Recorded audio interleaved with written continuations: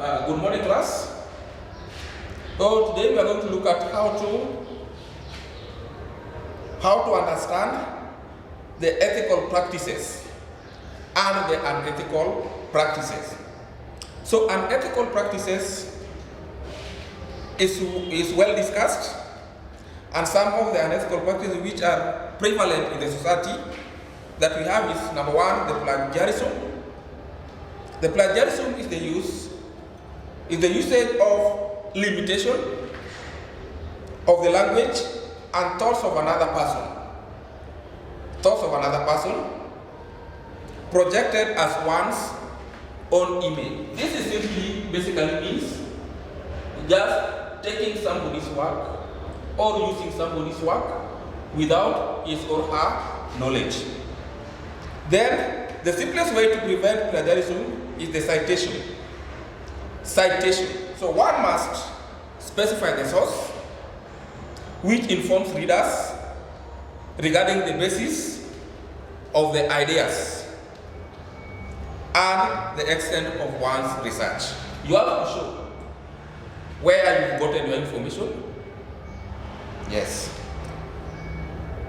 Then you must also use the quotation marks around the quoted words of another person to avoid plagiarism. Then in the education sector, students should be encouraged to present their original information and innovative ideas. And this is referred to as the cyberbullying. It is an act of harming or harassing or targeting a person by another person using internet in a deliberate manner. So there are steps that when we use will prevent the cyberbullying. The following are the steps that we can use to prevent the cyberbullying.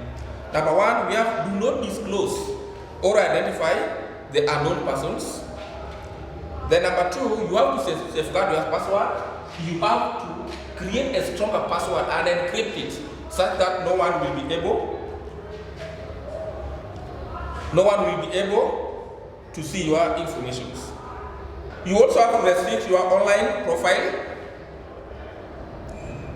so that no one can check it. Only the trusted friends may be able to check it. You can also remain silent but take action against cyberbullying. Then let us look at phishing. It is an act of sending an email to a user misleading him to believe that it is from a trusted person or an organization. Phishing. Then let us look at the ways to prevent phishing.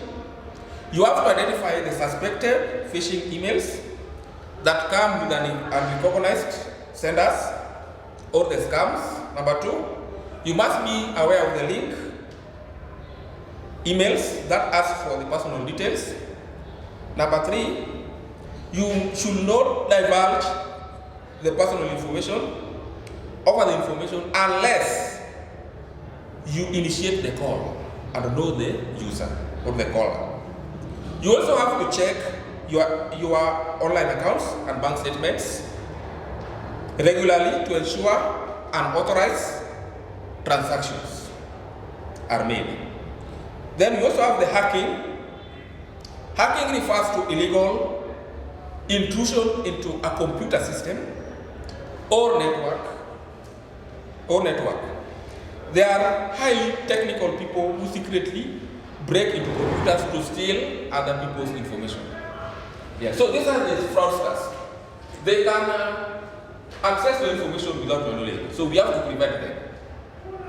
So steps of how to prevent hacking. Number one, you have to have stronger passwords so that you can encrypt. Stronger passwords will make them not to be able to access your information. Number two, you have to update your operating system and other software like antivirus. Then you also have to avoid using Wi-Fi. You must make it to be, it should not be open to everybody. You must also always check permission and authenticity on the apps to be installed. Then also never store your credit card information on a website. Then we also have spamming. Spam are unwanted bulk emails that come with strange sources.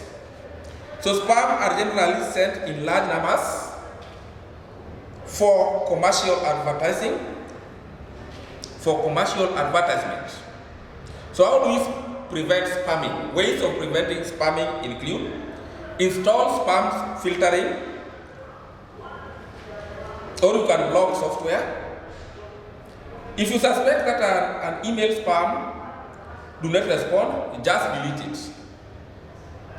Then consider disabling the email to the clients, preview pane, and reading emails in plain text. Then you can also reject all instant messages from persons who are not your contact list. Then lastly, do not click on the URL links within instant messenger unless it is received from a known source. Thank you.